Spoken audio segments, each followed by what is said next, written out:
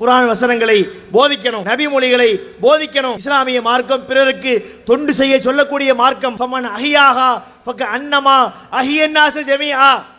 ஒரு மனிதனை வாழ வைத்தவன் உலகத்தில் இருக்கக்கூடிய எல்லா மக்களையும் வாழ வைத்தவனை போல என்ற சமுதாய சிந்தனையை அவனுக்கு உள்ளாக நாம் ஊட்ட வேண்டும். ஏன் இது சொல்றோம்? இன்னைக்கு முஸ்லிம்கள் என்று சொன்னால் இவன் குண்டு வைப்பான், இவன் ரத்தத்தை ஓட்டுவான், இவன் பல பேரை கொலை பண்ணுவான் என்ற ஒரு நிலை, ஒரு தவறான பிரச்சாரம், தவறான ஒரு பிம்பம் ஏற்படுத்தப்பட்டிருக்கிறது. அதை உடைக்க வேண்டிய பொறுப்பு நமக்கு இருக்கின்றது. மன் கத்தல நஃப்ஸன் பிகைரி நஃப்ஸ் அவ் ஃபஸாத். ஒருவன் இன்னொருவனை அநியாயமாக கொலை செய்தால் அன்னமா கத்தலன்னாஸ ஜமீஆ, அவன் உலகத்திலே இருக்கின்ற எல்லா மனிதர்களையும் கொலை செய்தவனை போல.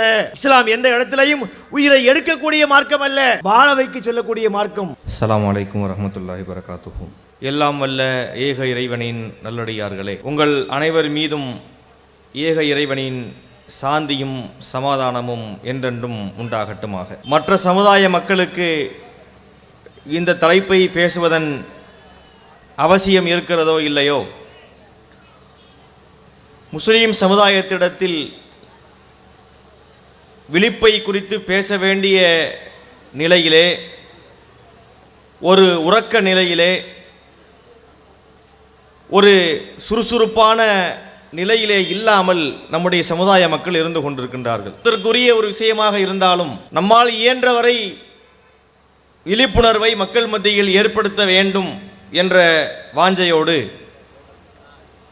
சில ஆண்டுகளாகவே தமிழகத்தில் இத்தகைய விழிப்புணர்வு பிரச்சாரங்களை நாம் மேற்கொண்டு வருகின்றோம். விழிப்புணர்வு அடைய வேண்டிய விஷயங்கள் என்ன என்றால், அது கடல் போன்ற செய்திகள் இருக்கின்றது. அதில் இருந்து ஒரு சில பகுதிகளைத்தான் இந்த நேரத்திலே நான் உங்கள் மத்தியிலே பதிவு செய்ய ஆசைப்படுகின்றேன். இந்தியா என்பது ஒரு பன்முகத்தன்மை கொண்ட ஒரு நாடு. பல சமுதாய மக்கள் இங்கே வாழ்கின்றார்கள். இந்துக்கள் இருக்கின்றார்கள், கிறிஸ்தவர்கள், ஜைனர்கள், பௌத்தர்கள், சீக்கியர்கள், எத்தனையோ சமுதாயத்தை சார்ந்த மக்கள் இங்கு வசிக்கின்றோம்.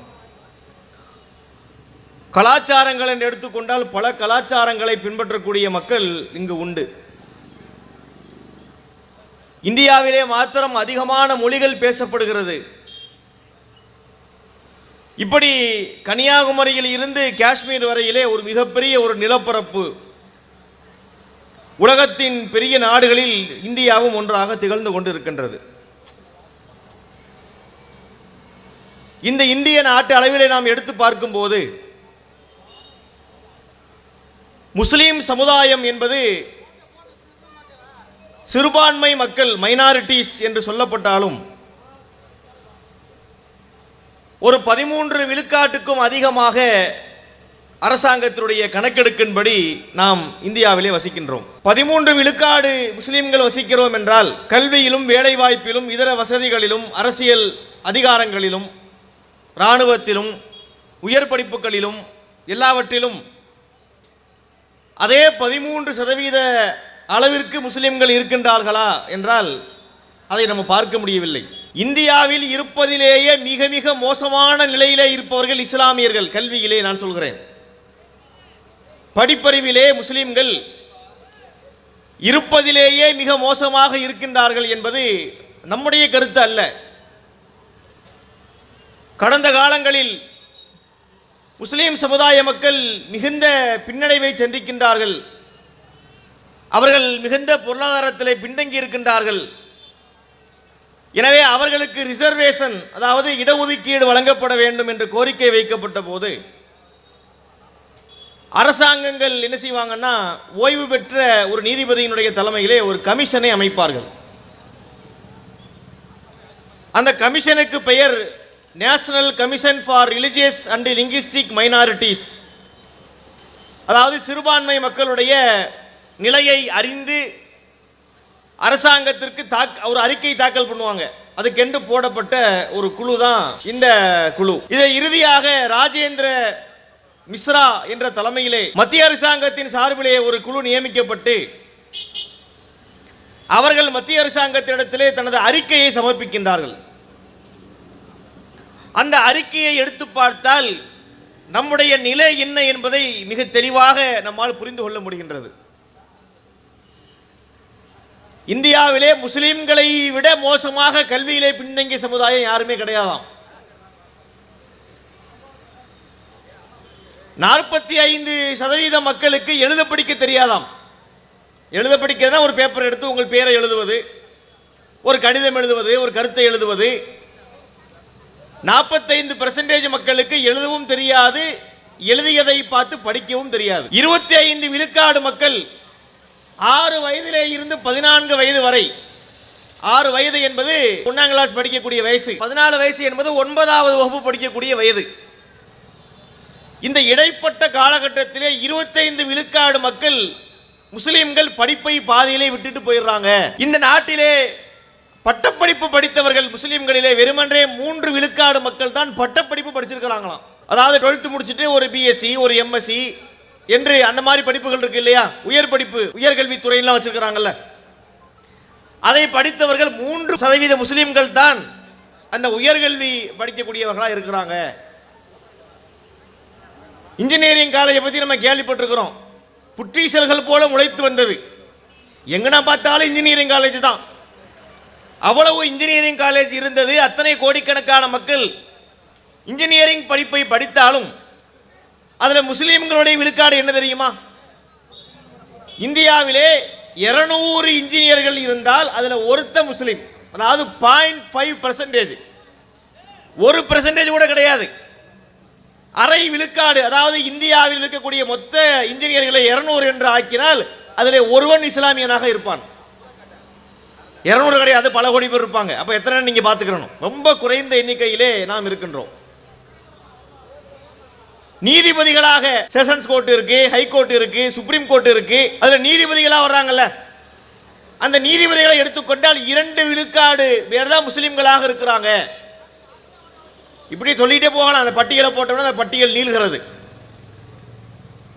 இஸ்லாமியர்களுடைய அந்த கல்வி என்பது மிக மிக பின்தங்கிய நிலையிலே இருப்பதாக வருத்தம் அளிக்கக்கூடிய ஒரு அறிக்கையை தான் ரங்கநாத் மிஸ்ரா அவர்கள் மத்திய அரசாங்கத்திலே சமர்ப்பித்தார். கல்வி என்பது எவ்வளவு அவசியம் தெரியுமா?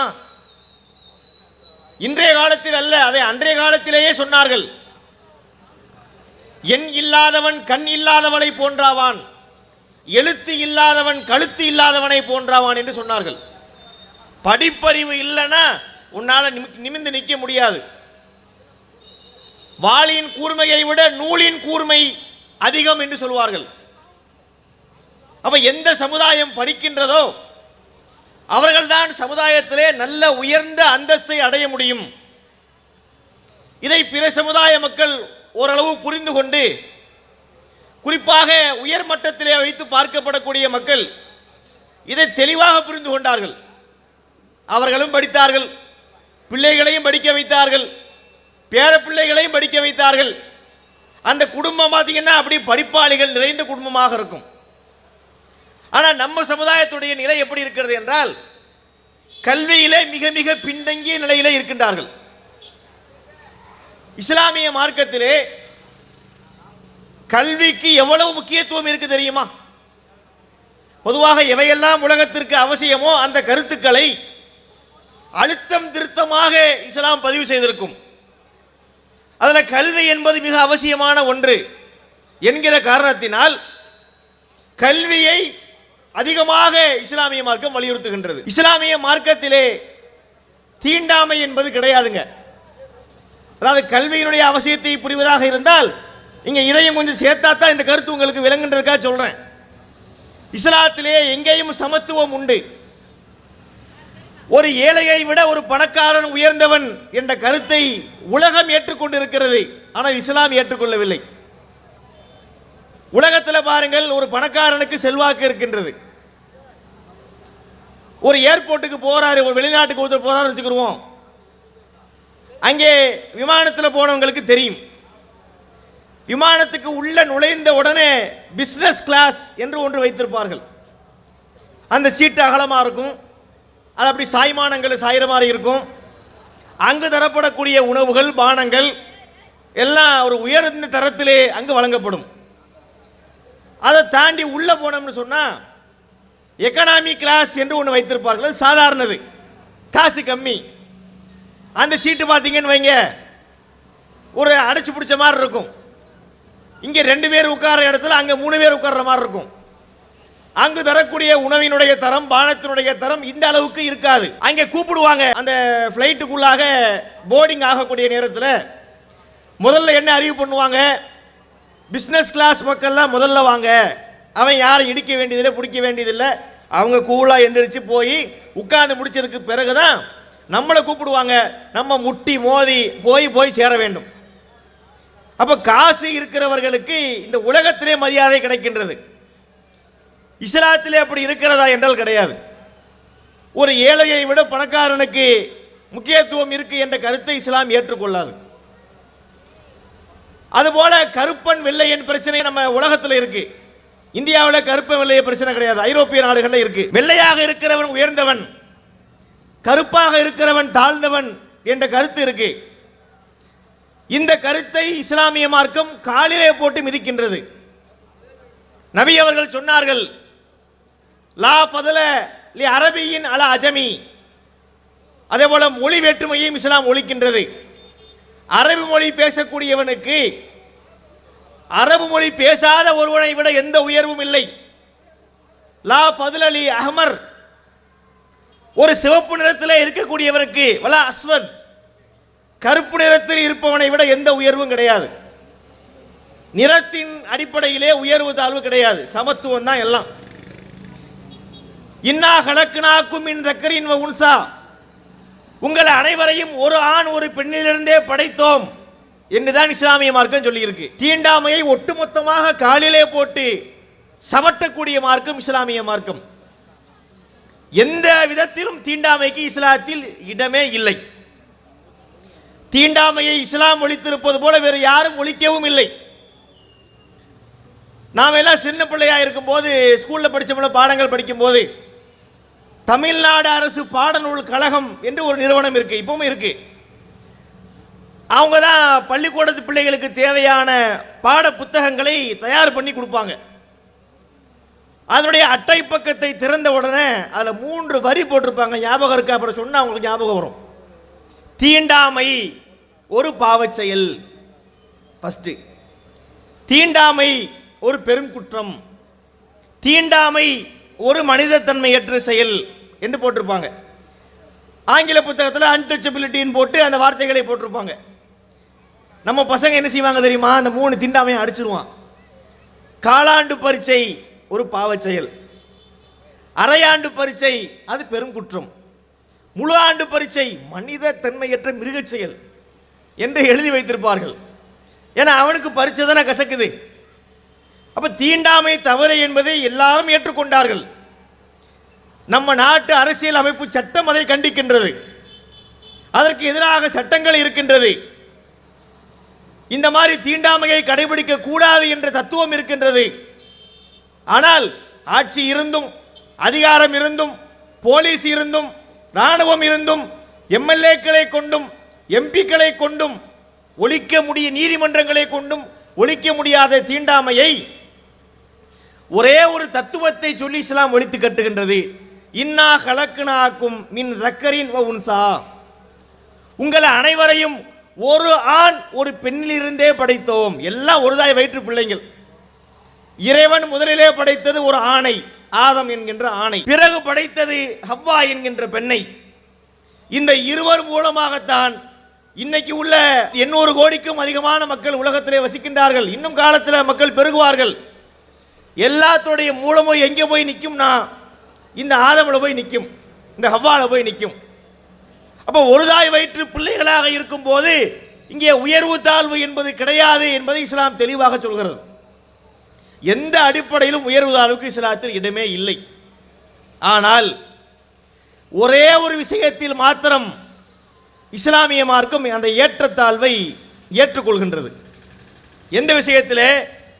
அது கல்வி விஷயத்திலே. அறிந்தோரும் அறியாதோரும் சமமாவார்களா என்று இறைவன் கேட்கின்றான். ஒருவர் படிக்காமல் இருக்கின்றார், ஒருவர் விஷயத்தை படித்திருக்கிறார் என்று சொன்னா கண்டிப்பாக இந்த இருவரும் சமம் அல்ல. இந்த படிக்காதவரை விட இந்த படித்தவருக்கு ஒரு உயர்வு உண்டு. வல்லதீன ஊத்துல் இல்ம தரஜாத், கல்வி உடையவருடைய படித்தரங்களை இறைவன் உயர்த்துகின்றான் என்றெல்லாம் பல வசனங்களை நம்ம பார்க்கின்றோம். அப்ப இஸ்லாத்திலே கல்விக்கு மிக முக்கியமான இடம் உண்டு. அப்ப நியாயப்படி என்ன நடந்திருக்க வேண்டும் என்றால், பிற சமுதாய மக்கள் படிப்பதை விட நம்முடைய சமுதாய மக்கள் கவனத்தோடு அதை படித்திருக்க வேண்டும். இஸ்லாம் சொல்லக்கூடிய கல்வி என்பது அதை இரண்டாக பிரிக்கலாம். ஒன்று மார்க்க கல்வி, இன்னொன்று உலக கல்வி. மார்க்க கல்வி என்பது என்ன? இஸ்லாமிய மார்க்க சட்டங்கள் என்ன, அந்த அரபு மொழி சம்பந்தமான சட்டங்கள், மனித குலத்திற்கு இறைவன் சொல்ல வரக்கூடிய கருத்துக்கள், அதற்கு நபிகள் நாயகத்தினுடைய விளக்கங்கள், வணக்க வழிபாடுகள் தொடர்பான சட்டத்திட்டங்கள் என்று அது இஸ்லாமிய மார்க்க அறிவாக கல்வியாக இருக்கின்றது. இதுவும் இஸ்லாத்தில் சொல்லப்பட்டிருக்கு. உலகம் சார்ந்த கல்வியாக இருந்தாலும் இஸ்லாம் அதை தடை செய்யவில்லை. சில மார்க்க அறிஞர்கள் அதை தப்பு என்றெல்லாம் ஒரு காலத்திலே பேசியிருந்தார்கள். குறிப்பாக சுதந்திர போராட்ட காலகட்டத்திலே வெள்ளைக்காரர்களை எதிர்க்க வேண்டும் என்ற நோக்கத்தில் ஆங்கிலம் படிப்பதை ஹராம் சொல்லிட்டு போயிட்டாங்க. நம்ம இறங்கினாலும் எக்ஸ்ட்ரீமாக தான் இறங்குவாங்க. பன்னிக்கறி சாப்பிடக்கூடாதுன்னு இஸ்லாம் சொல்லுதுல. இஸ்லாம் என்ன சொல்லுது? குர்ரிமத் அலைக்குமுல் மைத்தத்து வத்தமு வலஹ்முல் ஹின்சீர் வமா உஹில்லலி கைரில்லாஹி பிஹி. உங்களுக்கு உண்ணுவதற்கு தடை செய்யப்பட்டிருப்பதெல்லாம் தானாக செத்தவை, இரத்தம், பன்றியின் இறைச்சி, இறைவன் அல்லாத மற்றவருடைய பெயர் சொல்லி அறுக்கப்பட்டது என்று அல்லாஹ் சொல்கிறான். இதுல என்ன வருது? பன்றி இறைச்சி, லஹுமுல் ஹின்சீர். லஹும் என்றால் இறைச்சின்னு அர்த்தம், ஹின்சீர் என்றால் பன்றின்னு அர்த்தம். அல்லாவே பன்றின்னு தான் சொல்றான். நம்ம மக்கள் பன்றி சாப்பிட மாட்டாங்க என்பது ஒன்று, அதை எல்லா முஸ்லீமும் கடைபிடிக்கிற ஒரு சட்டம். அது ரொம்ப விதிவிலக்கான சட்டங்கள் இதுவும் ஒன்று. எந்த முஸ்லீமும் பன்னிக்கறி சாப்பிட மாட்டான், ரொம்ப ரேர். அப்படி இருந்தா நம்மளால என்ன செய்வோம், அதை கொஞ்சம் ஓவரா போய் பன்றி என்ற பெயரையே சொல்லக்கூடாது, பன்றின்னு சொல்றிய அஸ்தக்ஃபிருல்லாஹ்னு சொல்லி வாயில் அடிச்சுக்க. இந்த ஆள் மேடையில் ஏறி புழுக்க சட்டையை போட்டுட்டு பன்றின்னு வேறு பேசுறாரு பாருங்கன்னு சொல்லுவாங்க. அதுக்கு என்ன பேரு? கட்டக்கால். இங்க என்ன பேர்? இங்கே தான் வேற வச்சிருப்பாங்க, ஒரு வட்டார வழக்கில் ஒரு பேர் வச்சிருப்பாங்க. கட்டக்கால்பாங்க, பெருசும்பாங்க, நாலு கால் பட்டம் சொல்லுவாங்க. பன்றின்னு சொல்லக்கூடாதான். அல்ல அப்படியே சொல்றான், பன்னிக்கறி சாப்பிடாதுன்னு தான் சொல்றான். அந்த வார்த்தையை சொல்லக்கூடாது, மக்ரூஹு என்கிற லெவலுக்கு போயிடுவாங்க. அவன் அதே போல வெள்ளக்காரனை எதிர்க்க வேண்டும் என்ற நோக்கத்திலே அவன் கண்டிப்பாக எதிர்க்கப்பட வேண்டியவன் தான். அதுக்காக என்ன பண்ணாங்க? ஆங்கிலம் படிப்பதை ஹராம் என்று ஃபத்வா கொடுத்துட்டாங்க. இங்கிலீஷ் படிப்பது ஹராம் அன்றைக்கு உள்ள ஆலிம் சாக்கள். அப்ப இப்படி எல்லாம் இருந்த காரணத்தினால் கல்வியிலே நம்ம சமுதாயம் ரொம்ப பின்தங்கி போயிருக்குது. இது தவறான ஒரு நடைமுறை. இஸ்லாமிய மார்க்கம் கல்வி குறித்து நமக்கு அதிக அளவிலே வலியுறுத்தி இருக்கின்றது. இன்னைக்கு முஸ்லீம் சமுதாயம் என்னதான் பண்றாங்க? இங்கே குழந்தைகள் பிறக்கலையா? 13% சொல்லுகிறோம். அப்ப அதில் எத்தனை ஆண் பிள்ளைகள் இருப்பாங்க, எத்தனை பெண் பிள்ளைகள் இருப்பாங்க? அவங்க ஏன் பள்ளிக்கூடத்துக்கு வரல? அவங்க ஏன் கல்லூரிகளுக்கு போகல? 13 விழுக்காடு இருக்கக்கூடிய முஸ்லீம் சமுதாயத்தில் இருந்து 1/2% மக்கள் தான் இன்ஜினியரிங் காலேஜுக்கு போறான். அப்படின்னா மற்றவன்லாம் எங்க போனான்? கேள்வி வருகிறதா இல்லையா? அப்ப நம்ம சமுதாய மக்கள் என்ன செய்யறாங்கன்னா, இந்த கல்வியிலே சரியான ஒரு புரிதல் இல்லாத காரணத்தினால், பெற்றோர்களுக்கும் அந்த புரிதல் இல்லாத காரணத்தினால் பிள்ளைகளை ஒழுங்காக அவங்க பள்ளிக்கூடத்துக்கு அனுப்புறது கிடையாது. பிள்ளைகளை சரியாக வழிநடத்துவது கிடையாது. பெற்றோருக்கு மிகப்பெரிய பொறுப்பு இருக்கின்றது. ஒரு குழந்தை பிறக்கும் போது நல்ல குழந்தையாகத்தான் பிறக்கிறதாம். நபி அவர்கள் சொன்னார்கள், குல்லு மௌலூதின் யூலது அலல் ஃபித்ரா. ஒவ்வொரு குழந்தையும் இயற்கை மார்க்கத்திலே தான் பிறக்கின்றது. ஃபஅபவாஹு யுஹவ்விதானிஹி அவ் யுனஸ்ஸிரானிஹி அவ் யுமஜ்ஜிசானிஹி. அவர்களுடைய பெற்றோர்கள் தான் அந்த பிள்ளைகளை யூதர்களாக, நஸ்ரானிகளாக, நெருப்பு வணங்கிகளாக மாற்றி விடுகின்றார்கள். பிறந்த குழந்தை பிறக்கும் போது ஒழுங்கா தான் பிறக்குது. குழந்தை பிறக்கும் போது அது ஒரே ஃபார்ம்ல தான் பிறக்குது. அந்த குழந்தைகளை நல்ல அறநெறிகளை போதித்து, ஒழுக்கத்தை கற்றுக் கொடுத்து, கல்வியினுடைய விழிப்புணர்வை ஏற்படுத்தி, நல்ல பள்ளிக்கூடங்கள் அவர்களை படிக்க வைத்து, கூடவே உட்கார்ந்து பெற்றோரும் சேர்ந்து படித்து அவர்களை உருவாக்க வேண்டும் இல்லையா? அது நம்ம சமுதாயத்தில் இல்லை. ஏன்னா நம்ம பெற்றோர்களை படிக்கல, அவங்க 10ஆம் கிளாஸ் தாண்டவில்லை. இன்னைக்கு உள்ள சூழ்நிலையே இப்படி இருக்குன்னா நம்ம பெற்றோர்களை பற்றி சொல்ல வேண்டுமா? இதுவே இல்லாட்டி அது எப்படி இருக்கும்? அப்போ அவர்களுக்கு என்ன தெரிய மாட்டேங்குது? முஸ்லீம் சமுதாயத்துடைய இந்த நிலை தெரிய மாட்டேங்குது. அதனால பிள்ளைகளை கல்வி விஷயங்களில் ஆர்வம் காட்டாமல் இருக்கின்றார்கள். இதன் விளைவு என்ன தெரியுமா? 2 விதமான பாதிப்புகள் நமக்கு ஏற்படுகின்றது. ஒன்று, முஸ்லிம்களுடைய இந்த நிலை, இந்த வறுமை கோட்டுக்கு கீழே வாழக்கூடிய இந்த நிலை என்பது காலகாலத்துக்கும் தொடர்ந்து கொண்டே இருக்கிறது. மற்ற சமுதாய மக்கள் எல்லாம் நம்மை தாண்டி வெகு தூரம் ஓடிவிட்டார்கள். ஒரு 100 பேர் ஓடக்கூடிய ஓட்டப்பந்தயத்திலே 100வது நபராக முஸ்லீம் சமுதாயம் ஓடிக்கொண்டிருக்கிறது. 99 பேர் நம்மை விட பல கிலோமீட்டர் தாண்டி முன்னாடி போயாச்சு. இதனால் என்ன விளைவு ஏற்படும்? நம்ம சமுதாயத்துக்கு 2 விதமான பாதிப்புகள் இருக்கின்றது. ஒன்று, முஸ்லீம் சமுதாயத்துடைய குரல் எடுபடாமல் போகும். எப்போவுமே நம்ம நாட்டு சட்டப்படி ஒரு கருத்தை எந்த முறையிலே சொல்ல வேண்டுமோ அப்படி சொன்னால்தான் அதுக்கு மதிப்பு இருக்கின்றது. நம்ம வீட்டில் காலையில் டீ போட்டு குடிச்சுக்கிட்டு இந்த சாயா குடிக்கக்கூடிய நேரத்தில் கொஞ்சம் ஹாயா மக்கள் பேசிக்கிட்டு இருப்பாங்கல்ல.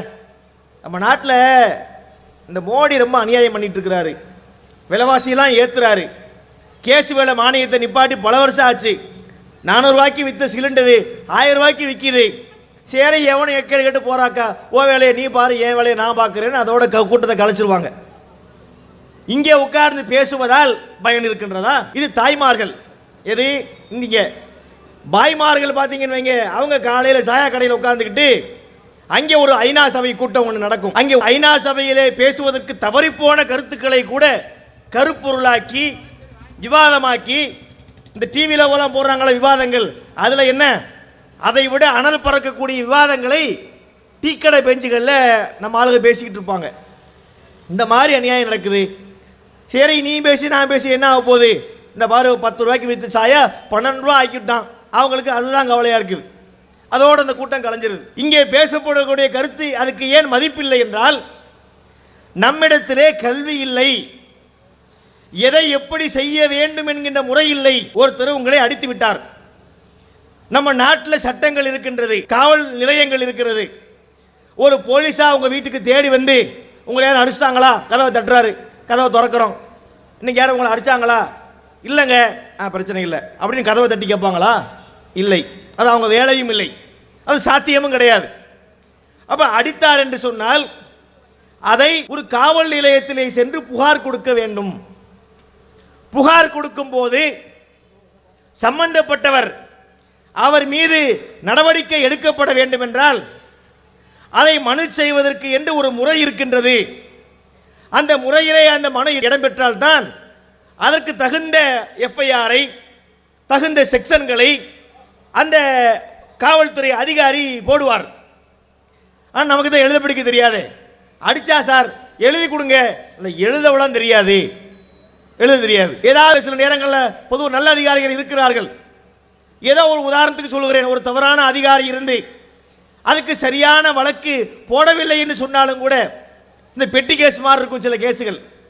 சும்மா கேஸ் போட்டோம் என்பதற்காக வேண்டி குறைந்தபட்ச தண்டனை உள்ள, பெரிய அளவுக்கு பாதிப்பு இல்லாத, ஸ்டேஷன் பெயிலேயே அனுப்பக்கூடிய அளவுக்கு உள்ள வழக்குகளை அவர் எழுதுறாருன்னு வச்சுக்கிடுவோம். அது நமக்கு என்னன்னு கேட்க தெரியாது. அப்போ என்னாகும்? அது வழக்காக போகும்போது, நீதிமன்றங்களுக்கு போகும்போது, இது என்னப்பா இது உப்பு சப்பு இல்லாத எஃப்ஐஆராக இருக்கிறது, இதெல்லாம் ஒரு வழக்கா, அவர் பாட்டுக்கு டிஸ்மிஸ் பண்ணிட்டு நீதிபதி போய்விடுவார். இவனுக்கு அடித்து மண்டை பிளந்து ரத்தம் கொட்டி பல இன்னல்களுக்கு ஆளாகி இருப்பான். எழுத படிக்க தெரியாத காரணத்தினால் அந்த மாதிரி பாதிப்புகளை நாம் சந்திக்க வேண்டி இருக்கிறது. இவ்வளவு பாதிப்புகள் நமக்கு இந்தியாவில் ஏற்படுகிறது. அதுவும் இந்த அரசு பதவியேற்றதிலே இருந்து இந்தியாவின் எல்லா அடிப்படைகளையும் உடைத்து சின்னாபின்னமாக்கி கொண்டே இருக்கிறார்கள். நம் நாடு என்பது சில முக்கியமான அடிப்படைகள் மீது தான் கட்டமைக்கப்பட்டிருக்கு. நம்ம நாட்டை ஒரு நாடாக அறிவிக்கும் போது வெள்ளக்காரன் இருந்து சுதந்திரம் வாங்குறாங்க. ஒரு இண்டிபெண்டன்ட் நேஷன், ஒரு சுதந்திரம் பெற்ற நாடாக இந்த நாட்டை அறிவிக்கும் போது இங்கே என்ன மாதிரியான ஆட்சி நடக்க வேண்டும், கம்யூனிஸ்ட் ஆட்சி நடக்க வேண்டுமா, ஜனநாயக ஆட்சி நடக்க வேண்டுமா, மன்னராட்சி நடக்க வேண்டுமா என்றெல்லாம் பல விவாதங்கள் போயிருக்கும். இறுதியிலே தான் இது ஒரு ஜனநாயக நாடாக அமையப்பெற வேண்டும். கீழே இருந்து கவுன்சிலரில் இருந்து நாட்டின் பிரதமர் வரைக்கும் சின்ன பதவிகளில் இருந்து பெரிய பதவிகள் வரை தேர்ந்தெடுக்கப்படக்கூடியவர்கள் மக்களால் தேர்ந்தெடுக்கப்பட்ட பிரதிநிதிகளாக இருக்க வேண்டும். இதுதான் ஜனநாயகம் என்பது. ஜனம்னா மனிதர்கள் அர்த்தம். நம்மளா தான் என்ன செய்யறோம், கவுன்சிலர்ல இருந்து பிரதம மந்திரி வரைக்கும் தேர்ந்தெடுக்கின்றோம். அப்படிப்பட்ட ஒரு விஷயத்தை அவங்க உருவாக்குறாங்க, ஜனநாயக நாடு என்று உருவாக்குறாங்க. அதே போன்று நிறைய மொழிகள், பல கலாச்சாரங்கள், பலவிதமான பண்பாடுகள், இது எல்லாம் இருக்கும்போது இந்தியாவிற்கு பொதுவான ஒரு சட்டத்தை போட முடியாது.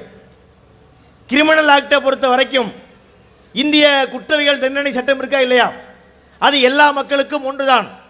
ஒரு இந்து திருடினாலும், ஒரு கிறிஸ்தவர் திருடினாலும், ஒரு முஸ்லீம் திருடினாலும், இந்த 3 பேர் யாரோ ஒருத்தர் கொலை பண்ணாலும் எல்லாருக்கும் சட்டம் ஒன்றுதான். அதில் எல்லா வித்தியாசம்லாம் யாரும் காட்டுறது கிடையாது. ஆனால் சிவில் சார்ந்த விஷயங்களிலே, உரிமை சார்ந்த விஷயங்களிலே ஒவ்வொரு மதத்திற்கும் ஒரு பார்வை இருக்கிறது.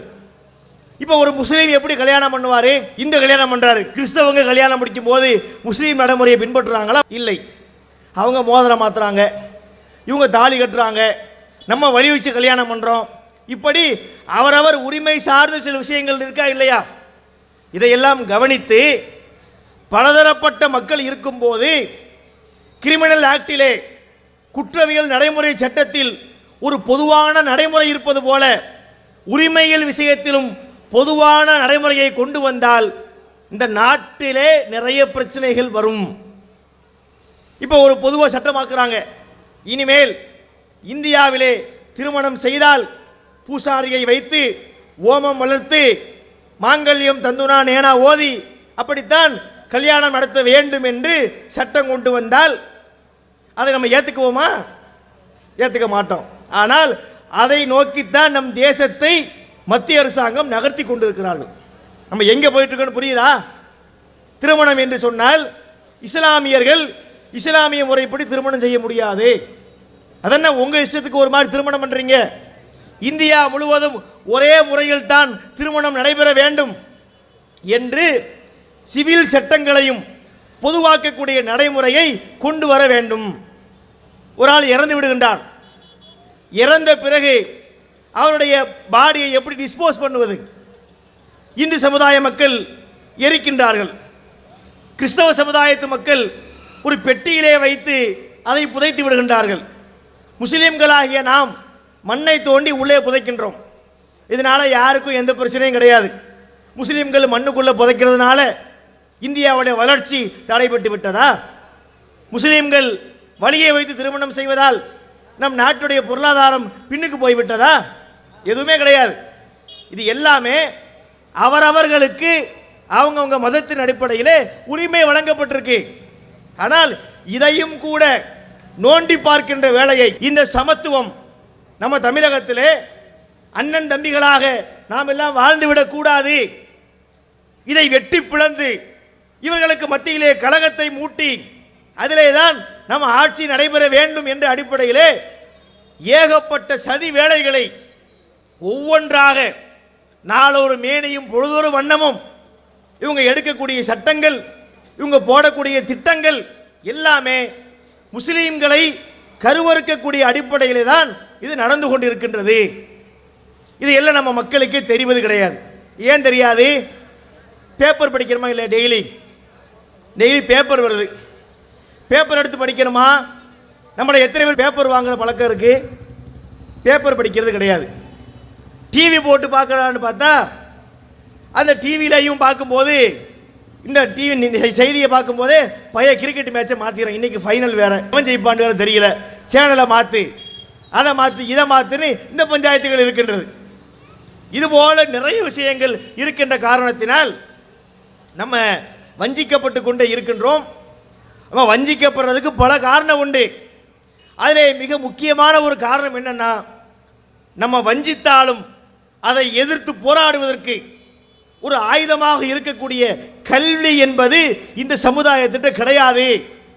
என்பதனால்தான் அவங்க எல்லாம் நினைச்சதை செய்கின்றார்கள். நான் ஏற்கனவே சொன்னேன், முஸ்லீம் சமுதாயத்தில் 2 விழுக்காடு நபர்கள் தான் நீதிபதிகளாக இருக்கின்றார்கள். 100 ஜட்ஜ் இருந்தாங்கன்னா 98 ஜட்ஜிகள் இஸ்லாமியர்கள் இல்லை. அப்ப அந்த ஜட்ஜிகள் என்று சொல்லும் போது அவங்க எப்படி தீர்ப்பளிப்பாங்க என்ற கேள்விகள்லாம் பல நேரங்களில் வந்திருக்கின்றது. பல தீர்ப்புகள் சில மக்களால் விமர்சனத்துக்கு உள்ளாக்கப்படுகின்றது. சமீபத்தில் கூட அந்த 10% இடஒதுக்கீடு தொடர்பான தீர்ப்பு என்பது கடும் விமர்சனங்களுக்கு உள்ளாகி இருக்கின்றது. அப்ப நம்ம சமுதாயத்தை உரிய இடங்களிலே பிரதிநிதித்துவப்படுத்தாவிட்டால் அதனால் ஏற்படக்கூடிய பாதிப்பு என்பது நம் சமுதாயத்தை வந்தடையாதா? இதை ஏன் பெற்றோர்களாகிய நாம் உணர மறுக்கின்றோம்? பிள்ளைகளுக்கு கல்வியை பற்றிய அந்த அடிப்படை விஷயங்களை சொல்லிக் கொடுப்பதே கிடையாது. இன்னைக்கு பிள்ளைகள் எப்படி வளர்றாங்க? சரி, பெற்றோர் சொல்லிக் கொடுக்கல, அவங்களே படிக்கல, அவங்க எப்படி நமக்கு சொல்லிக் கொடுப்பாங்க? அதை விட்டுருவோம். நம்ம அளவிலே நமக்கு இது புரிகின்றது, கல்வி என்பது ரொம்ப அவசியம். நம்ம ரொம்ப வஞ்சிக்கப்படுகின்றோம். நம்ம குடும்பத்தினுடைய நிலை இப்படி இருக்கின்றது, நம்ம படிச்சாதான் நம்ம குடும்பத்தை தூக்கி நிறுத்த முடியும் என்று படிக்கக்கூடிய இளைஞர்களாவது படிக்கக்கூடிய பிள்ளைகளாவது பொறுப்போடு வர்றாங்களா? இல்லை. மிக மோசமான கட்டத்தை நோக்கி நம் சமுதாயம் நகர்ந்து கொண்டிருக்கின்றது. போதை பழக்கத்துக்கு ஆளாகி இருக்கின்றார்கள். எத்தனை இளைஞர்கள், இஸ்லாமிய இளைஞர்கள்ல எத்தனை பேர் இந்த போதை பொருளுக்கு ஆளாகிறான்? ஒரு காலத்திலே போதைன்னு சொன்னா அந்த காலத்து ஆளுகளுக்கு என்ன தெரியும்? கஞ்சா தான் தெரியும். கஞ்சா தெரியும், கல் தெரியும். கஞ்சான ஒரு பொருளை பற்ற வச்சு குடிப்பாங்க, கல்லை இறக்கி குடிப்பாங்க. இதுதான் போதை அப்படின்னு வச்சிருந்தான். இன்னைக்கு வச்சிருக்கிறான் பாருங்க, டிசைனாக வருகின்றது. போதையை ஊட்டுவதற்கு ஹெராயின் என்கின்றான், அபின் என்கின்றான், கொக்கைன் என்கின்றான், இன்னும் நிறைய நார்காட்டிக்ஸ் என்று சொல்லப்படக்கூடிய நிறைய போதை தரக்கூடிய வஸ்துக்கள் சமுதாயங்களில் நிறைய உலா வந்து கொண்டிருக்கின்றது. சாக்லேட் வடிவத்திலே போதை மாத்திரை வருகின்றது. தெரியுமா உங்களுக்கு? பள்ளிக்கூடங்களில், அதாவது நான் சொல்லுவது நடுநிலை பள்ளி, மிடில் ஸ்கூலுங்கிறாங்கல்ல, 6, 7, 8, 6ஆம் வகுப்பு, 7ஆம் வகுப்பு, 8ஆம் வகுப்பு படிக்கக்கூடிய மாணவர்கள் உள்ள ஸ்கூலை தான் மிடில் ஸ்கூல், நடுநிலை பள்ளிங்கிறாங்க. அந்த நடுநிலை பள்ளிகளிலே இந்த போதை சாக்லேட்டுகள் விற்பனை செய்யப்பட்டு கொண்டிருக்கிறது. அந்த போதையை சாப்பிட்டவர்கள் இப்படி தெருவில் விசிலடித்து கொண்டு போவதை போல என்ன செய்கிறார்கள்? அவங்களுடைய நிலை என்ன? இந்த போதை வஸ்துக்களுக்கு ஆளாகின்ற காரணத்தினால் எந்த மாதிரி பாதிப்புகள் ஏற்படுகிறது? நம்ம இப்படி தண்ணி அடிப்பதால் நம் மனைவி தெருவிலே நிற்கின்றால் அது அவனுக்கு தெரியாது. நம்ம பிள்ளையினுடைய படிப்பு பாழாகிறது அது தெரியாது. சின்ன வயசுலிருந்து அவன் அதுக்கு பழகுறான். அப்ப பெரியவனாக ஆகக்கூடிய நேரத்தில் அவன் நிலை எப்படி இருக்கும்? சிந்திக்கணுமா இல்லையா? நரம்பு மண்டலம் பாதிக்கப்படுவதாக மருத்துவ வட்டாரங்கள் தெரிவிக்கின்றது. இந்த குடிப்பழக்கத்துக்கு ஆளாகிறவன் அவனுக்கு ஏதாவது கவலை இருக்கின்றதா கேட்டால், தண்ணி அடிச்சிட்டிங்கன்னு வைங்க, எந்த கவலையும் இருக்காது, எல்லாம் மறந்து போகும், எல்லாம் அற்று போகும் என்று சொல்லி அவன் தண்ணியை போட்டுக்கொண்டு தெருவில் நடக்கக்கூடிய நேரத்திலே எந்த மாதிரி ஒரு சூழ்நிலைக்கு ஆளாகின்றான்? சாக்கடை கடந்து பிறல்றான். அங்கு மிதக்கக்கூடியவை எல்லாம் அவனுக்கு சந்தனமாக தெரிகின்றது. அது சந்தனமாகுது. அதை எடுத்து என்ன மேனையிலே பூசுகின்றான். போய் ஒரு கல்லிலே போய் மோதுகின்றான். என்னையவே தடுத்து நிறுத்துகின்றாயா என்று அந்த கல்லை அறைகின்றான். அந்த கல்லோடு சண்டை போடுகின்றான். அந்த கல்லோடு மண்டையை முட்டி இவன் மண்டையை உடைக்கின்றான். இப்படி அறிவை மழுங்கெடுக்க செய்யக்கூடிய விஷயங்கள் போதைப் பொருட்கள் நிறைய இருக்குங்க. அதாவது இது பெரிய நிலைக்கு இல்லை. நான் சொல்லுவது பள்ளிக்கூடங்களில் படிக்கக்கூடிய காலத்தில் இருந்தே இது மாதிரியான போதை வஸ்துக்களுக்கு இவன் அடிமையாகிவிட்டால் அவனுக்கு படிப்பு ஏறுமா? அவனுக்கு மார்க்க போதனை ஏறுமா? பள்ளிவாசலுக்கு தொலை வர சொன்ன வருவானா? பள்ளிவாசலுக்கு தொலை வந்த வேர் இது மாதிரி தீய நபர்களுடைய கூடாத சகாவசத்தால் என்ன ஆகிவிட்டார்கள்? அவர்கள் மீண்டும் தாங்கள் வந்த வழியை திரும்பி போய்விட்டார்கள். அவங்களுக்கு தொழுகை கிடையாது, அவங்களுக்கு வணக்கம் கிடையாது, அவங்களுக்கு மார்க்கத்தை பற்றிய அக்கறை கிடையாது, மறுமையை பற்றிய பயம் கிடையாது, குடும்பத்தை பற்றிய அக்கறை கிடையாது. எனக்கு என் போதைக்கு இப்போது ஏதாவது வேண்டும், என்கிற நிலையிலே நம்ம சமுதாய மக்கள் போய்கிட்டு இருக்கா இல்லையா? இது எப்படிப்பட்ட ஒரு அவல நிலை? விழித்துக் கொள்ள வேண்டாமா? நம்ம நாட்டு அரசாங்கமாவது அதில் அக்கறை செலுத்துகின்றார்களா? அவங்களுக்கு டாஸ்மாக் மூலமாக பணம் வர வேண்டும்.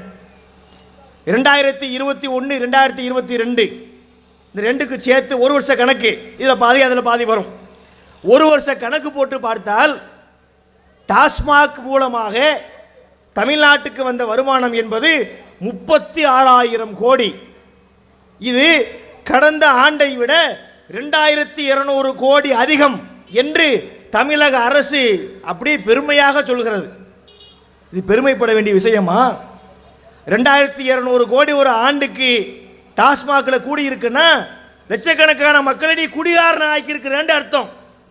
ஏற்கனவே குடிகாரனாக இருந்தவன அதை முடா குடிகாரன் ஆக்கிட்டேன்னு அர்த்தம்.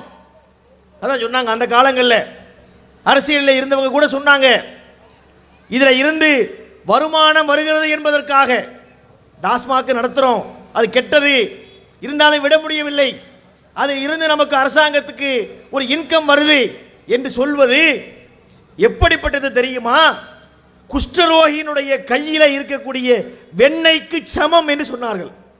வெண்ணெய் நல்லதுதான், அது ஒரு குஷ்டரோகி கையில் வச்சு இந்த அப்பா சாப்பிடுன்னு கொடுத்தா நீ இதை சாப்பிடுவியா? அது அருவருக்கத்தக்க விஷயம் இல்லையான்னு கேள்வி கேட்டாங்க.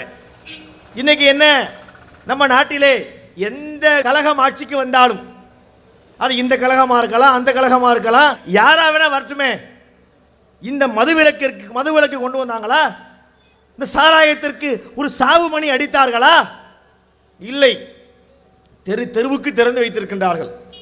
பல பேக்கேஜ்களில் அதை விற்பனை செய்கின்றார்கள். தீபாவளி வந்துவிட்டால், பொங்கல் வந்துவிட்டால், புத்தாண்டு வந்துவிட்டால் இத்தனை கோடிக்கு சரக்கு விற்கப்பட வேண்டும் என்று டார்கெட் போடுகின்றார்கள். ஒரு வெட்கக்கேடு இல்லையா? ஒரு இதுக்கு டார்கெட் போடுவீங்க? ஒரு வெறுக்கு இத்தனை பேரை குடிகாரன் ஆக்கணும், அரசாங்கம் கேள்வி கேட்கறதா? ஏன் சாராயம் குறைஞ்சி போச்சு, விற்பனை குறைஞ்சி போச்சு? கலெக்டருக்கு பல பொறுப்பு இருக்குது. அதில் அந்த கலெக்டர் அரசாங்கத்துக்கு சில தகவல்களை பதிவு செய்யணுமா. அதில் பார்த்தீங்கன்னா அங்கே ஏதாவது கரண்ட் தயாரிக்கக்கூடிய விஷயங்கள் இருந்தால் அங்கே எவ்வளவு கரண்ட் தயாரிக்கப்பட்டிருக்கு, எவ்வளவு கரண்ட் கன்சியூம் ஆகிருக்கு, எவ்வளவு செலவழிக்கப்பட்டிருக்கின்ற ரிப்போர்ட்டை ஒப்படைக்க வேண்டும். அங்கே உள்ள பொதுப்பணித்துறை கட்டுப்பாட்டில் இருக்கக்கூடிய நீரகங்கள், கண்மாய்கள், அது போன்ற ஏரிகள், குளங்கள் எல்லாம் அதில் எவ்வளவு தண்ணீர் வந்திருக்கின்றது, எவ்வளவு தண்ணீர் வெளியே போயிருக்கின்றது என்ற தகவலை அரசாங்கத்துக்கு அனுப்பணும். இதெல்லாம் பரவாயில்ல. முக்கியமாக இன்று நம்முடைய மாவட்டத்திலே எவ்வளவு கோடிக்கு மதுபானம் விற்பனையானது என்ற தகவலை அரசாங்கத்துக்கு பதிவு செய்யணுமா. குடிமக மட்டையான கலெக்டருக்கு சபாசு, சூப்பருங்க கலெக்டர், நீங்க தான் கலெக்டர், உண்மையான ஐஏஎஸ் நீங்க தான், இத்தனை கோடிக்கு வியாபாரம் பண்ணிட்டீங்கல்ல என்று சொல்லக்கூடிய நிலையிலே நம்ம அரசாங்கமும் இருக்கின்றது. மத்திய அரசும் அப்படித்தான், மாநில அரசாங்கமும் அப்படித்தான்.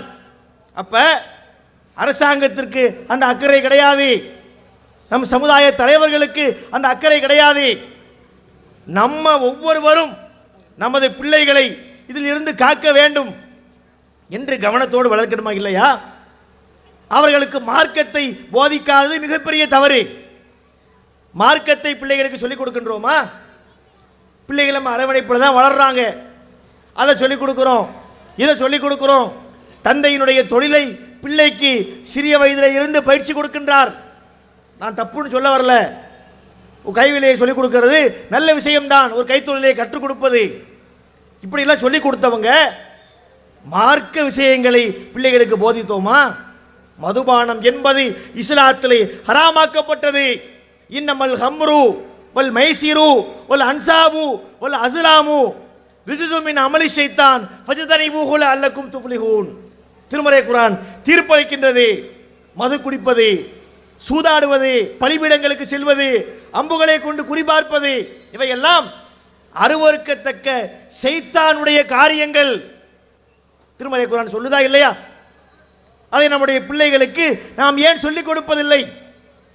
போதையிலே ஒரு பக்கத்திலே இப்படி சீரழிஞ்சிட்டு வர்றான்னா, இன்னொரு பக்கத்திலே ஒழுக்கக்கேடுகள் நிறைந்து காணப்படுகின்றது.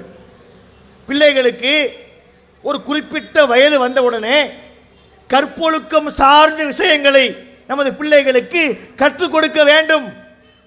மார்க்க நமக்கு சொல்கிறது, குல்லில் மூமினீன் யகுது மின் அபுசாரிஹிம் வ யஹ்ஃபது ஃபுரூஜஹும். நபியே, நீங்கள் ஈமான் கொண்ட ஆண்களுக்கு சொல்லுங்கள், அவர்கள் தங்களின் பார்வைகளை தாழ்த்த வேண்டும், தங்களது வெட்கத்தலங்களை பேணிக் கொள்ள வேண்டும். குல்லில் மூமினாத் யகுதுன மின் அபுசாரிஹின்.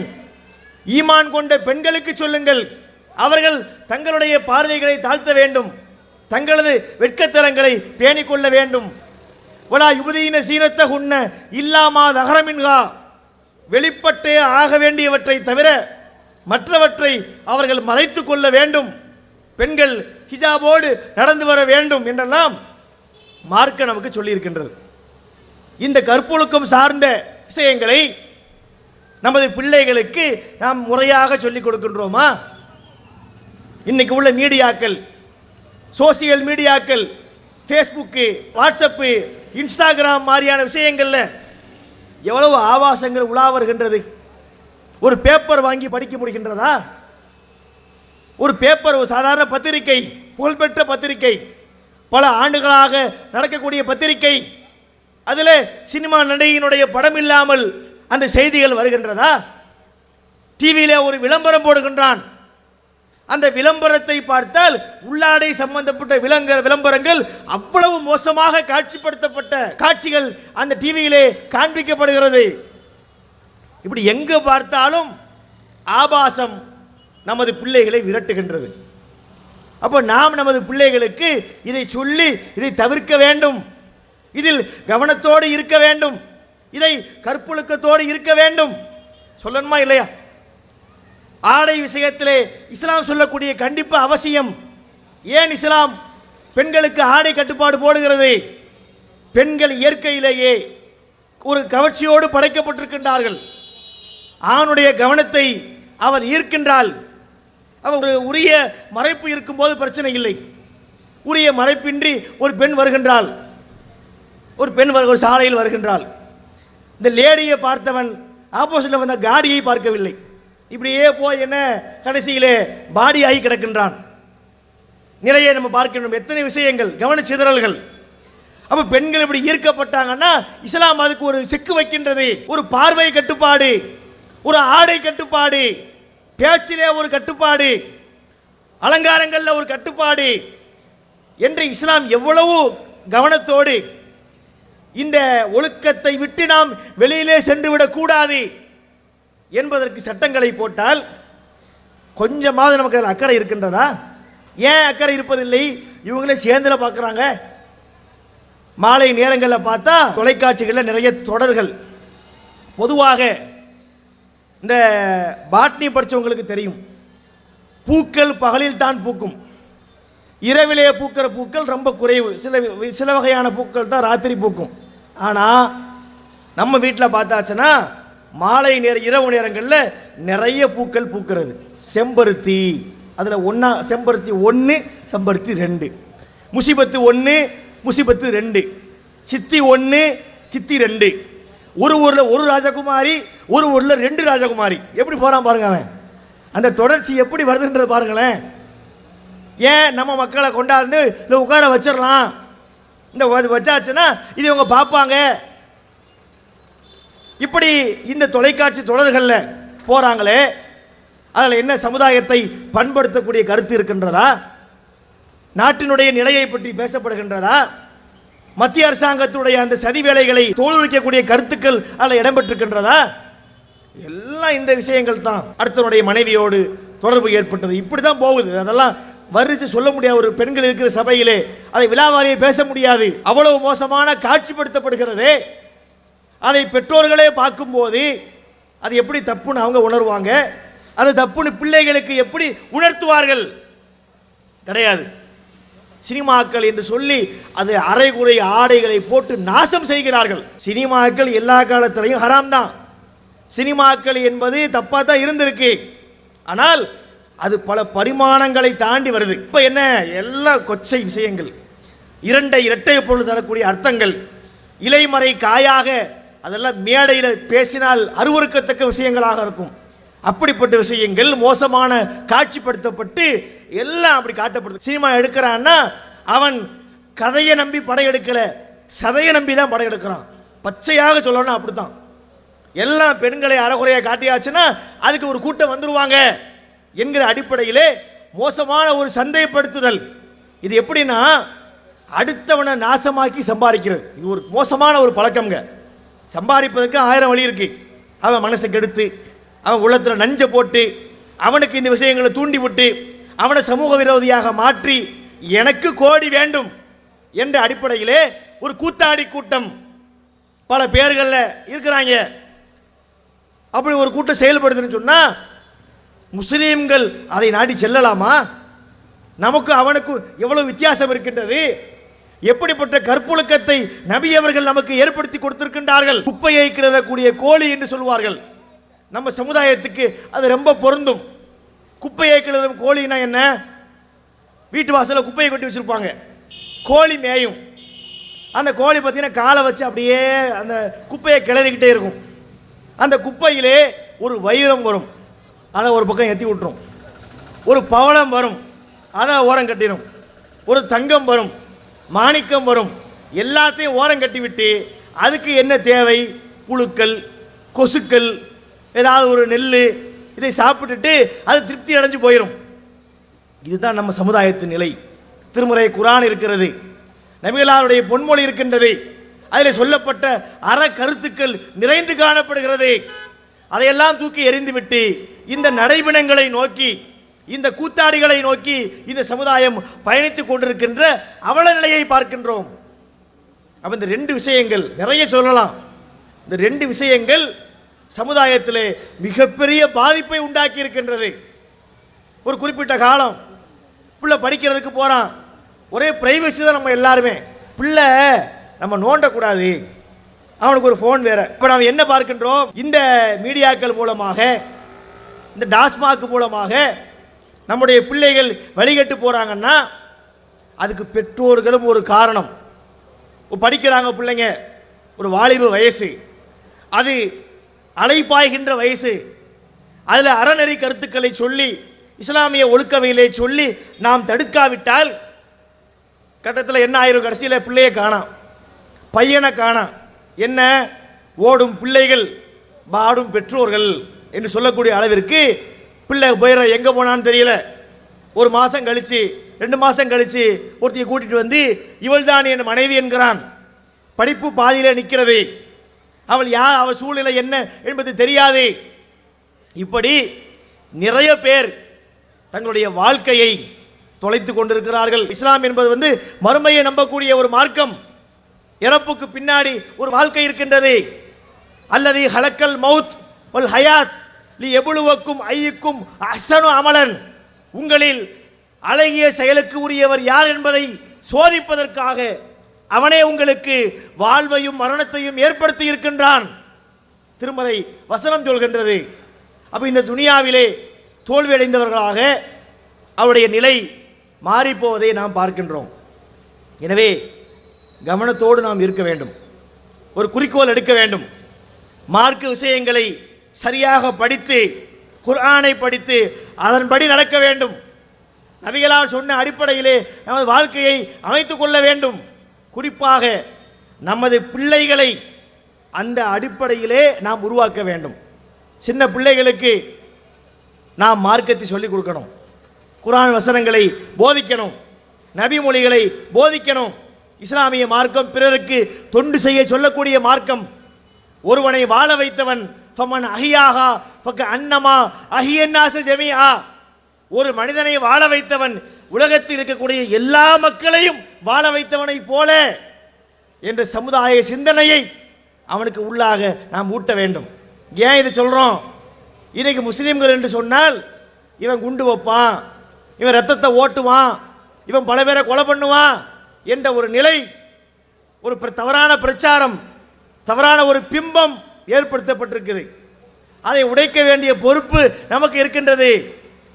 மன் கத்தல நஃப்ஸன் பி கைரி நஃப்ஸ் அவ் ஃபஸாத், ஒருவன் இன்னொருவனை அநியாயமாக கொலை செய்தால் ஃபக அன்னமா கத்தலன்னாஸ ஜமீஆ, அவன் உலகத்திலே இருக்கின்ற எல்லா மனிதர்களையும் கொலை செய்தவனை போல. இஸ்லாம் எந்த இடத்திலையும் உயிரை எடுக்கக்கூடிய மார்க்கம் அல்ல, வாழ வைக்க சொல்லக்கூடிய மார்க்கம். ஒரு ஏழை கஷ்டப்படுகிறார், ஏழைக்கு நீங்கள் உணவு கொடுங்கள் என்று மார்க்கம் சொல்லுது, இஸ்லாம் சொல்லுது.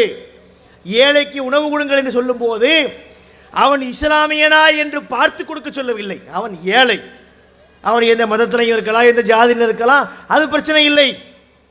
ஏழைக்கு உணவு கொடுங்க என்றுதான் மார்க்கம் போதித்திருப்பதை பார்க்கிறோம். எனவே இது போன்ற நிறைய பேசிக்கிட்டே போகலாம், நிறைய கருத்துக்கள் இது நமக்கு அடங்கி இருக்கின்றது. நம் சமுதாயத்து மக்கள் விழித்து கொள்ள வேண்டிய ஒரு நேரம் இது. அது உலக கல்வி. நம்ம பிள்ளைகளுக்கு விட்டுறாதீங்க, படிக்க மாட்டான் முடியலையா ஒரு டியூஷன் ஏற்பாடு பண்ணுங்க. அக்கம் பக்கத்தில் படித்தவங்க இருந்தாங்கன்னா அவர்களின் துணை கொண்டு படிக்க வையுங்கள். உங்கள் பிள்ளைகளை காவல்துறை அதிகாரிகளாக, ஐஏஎஸ்களாக, ஐபிஎஸ்களாக, நீதிபதிகளாக, லாயர்களாக, டாக்டர்களாக நாம் மாற்ற வேண்டும். அப்படிப்பட்ட நிலையை நோக்கி நமது பிள்ளைகளை நம்ம சொல்லிக் கொடுக்க வேண்டும், அவங்களுக்கு பயிற்சி வைக்கணும். அதே போல அவர்களுக்கு அறக்கருத்துக்களை போதிப்பதற்கு கூடவே மார்க்கத்தையும் அவர்களுக்கு போதிக்க வேண்டும். ஏன்னா உலக கல்வியை மாத்திரம் படிச்சு வந்தான்னு வைங்க, அவனுக்கு மார்க்கம் தெரியாது. ஏன்னா உலக கல்வி படித்தா வாழ்க்கையில் மேலே வரலாம், அதிலே சில பிரச்சனை இருக்குது. இன்றைக்கி நிறைய பேர் சொல்லுவாங்க, என் பிள்ளையை டாக்டர் ஆக்கணும், இன்ஜினியர் ஆக்கணும். முதல்ல மனுஷனாக்கணுமா இல்லையா? டாக்டர் ஆக்கிறது அப்புறம். ஏன்னா டாக்டரில் பல கெட்டவன் இருப்பான், இன்ஜினியரில் கெட்டவன் இருப்பான். அவன் எந்த இடத்துக்கு போனாலும் அவன் நல்லவனாக, ஒழுக்கம் உள்ளவனாக, சமுதாய அக்கறை உள்ளவனாக. இப்போ டாக்டர்கள்லாம் இன்னைக்கு ஆஸ்பத்திரி கட்டி வைக்கிறாங்க. எத்தனை டாக்டர்கள் சமுதாய சிந்தனையோடு இருக்கிறாங்க. கொண்டே சேர்த்தாச்சுன்னா இன்னைக்கு எல்லாம் சிசேரியன் தான். இயற்கையிலேயே மனிதன் பிறப்புல ஒரு பெண் கருவுற்றால் குறிப்பிட்ட நாளில் இயற்கையிலே அது பிரசவம் ஆக வேண்டும். விதிவிலக்காக சில பிரச்சனைகள் ஏற்பட்டால் அதுக்கு அறுவை சிகிச்சை பண்றது ஓகே. இன்னைக்கு என்ன, சில ஆஸ்பத்திரி இருக்கிறது, கொண்டு போய் சேர்த்தாலே ஆபரேஷன் தான். வலிச்சு பிள்ளை பெற்ற காலம் போய் கிழிச்சு பிள்ளை பெக்கிற காலம் வந்து விட்டது. எல்லாமே சிசேரியன் தான் என்ற நிலைக்கு மருத்துவர் போயிட்டாங்க. ஏன்? அவங்க என்ன பார்க்கல, நம்ம ஆஸ்பத்திரி கட்டி வைத்திருக்கின்றோம், இத்தனை கோடி கடன் வாங்கி இருக்கின்றோம், அந்த கடனை அடைக்கணும் என்று பார்க்கிறாங்களே தவிர சமுதாய சிந்தனை அவங்களுக்கு கிடையாது. கன்சல்டிங் ஃபீஸ் பார்க்கலாம், அவரை போய் பார்க்கறதுக்கு 300 ரூபா பணம் கட்டணும். எதுக்கு இவ்வளவு வாங்குற? ஒரு சகாய விலையிலே கஷ்டப்படக்கூடிய மக்களுக்கு செஞ்சு கொடுக்க கூடாதா? உங்களுக்கு பணம் சம்பாதிக்கிறது மட்டும்தான் உங்களுக்கு நோக்கமா? ஏன் இப்படி ஆகுறாங்க? சமுதாய சிந்தனை இல்லாமல் போகிறாங்க. நாம் நமது பிள்ளைகளை டாக்டர் ஆக்கிறது மட்டும் முக்கியம் அல்ல, சமுதாய சிந்தனை உள்ள டாக்டர் ஆக்கணும், சமுதாய சிந்தனை உள்ள டீச்சர் ஆக்கணும். எல்லாத்திலையுமே சமுதாய உணர்வோடு மார்க்கத்தையும் சேர்த்து போதிக்கக்கூடிய நிலையை உருவாக்க வேண்டும். குறிப்பாக நமது பிள்ளைகள் இன்னைக்கு சீரழிந்து கொண்டிருக்கின்றார்கள். போதையிலே, ஆபாசங்களிலே, சினிமாவிலே, இன்னும் பல கேளிக்கைகளிலே அவர்கள் வாழ்க்கையை தொலைத்துக் கொண்டிருக்கின்றார்கள். அதை அவர்களுக்கு புரிய வைத்து, சன்மார்க்கத்தை அவர்களுக்கு போதித்து, நல்ல படிக்க வைத்து, நல்ல ஒரு எழுச்சிமிக்க சமுதாயமாக நம்மை ஆக்குவதற்கு இறைவன் கிருபை செய்ய வேண்டும். அதற்கான முயற்சிகளை இதுவரையிலே நாம் செய்ய தவறி இருந்தாலும் வரக்கூடிய காலங்களிலாவது அதை சரி செய்து ஒரு உயர்ந்த சமுதாயத்தை உருவாக்குவதற்கு நாம் அனைவரும் பாடுபட வேண்டும். வல்ல அல்லாஹ் நம் அனைவருக்கும் அந்த வாய்ப்பினை நல்க வேண்டும் என்று கேட்டு எனது உரையை முடிக்கின்றேன். வாகிருதவானா அல்ஹம்துலில்லாஹி ஆலமீன். ஸலாம் அலைக்கும் வரஹ்மத்துல்லாஹி வபரகாத்துஹு. இஸ்லாம் மற்றும் சமுதாய செய்திகளை அறிந்து கொள்ள தமிழ்நாடு தௌஹீத் ஜமாஅத் யூடியூப் பக்கத்தை உடனடியாக சப்ஸ்கிரைப் செய்து கொள்ளுங்கள். மேலும் பெல் பட்டனையும் கிளிக் செய்து கொள்ளுங்கள்.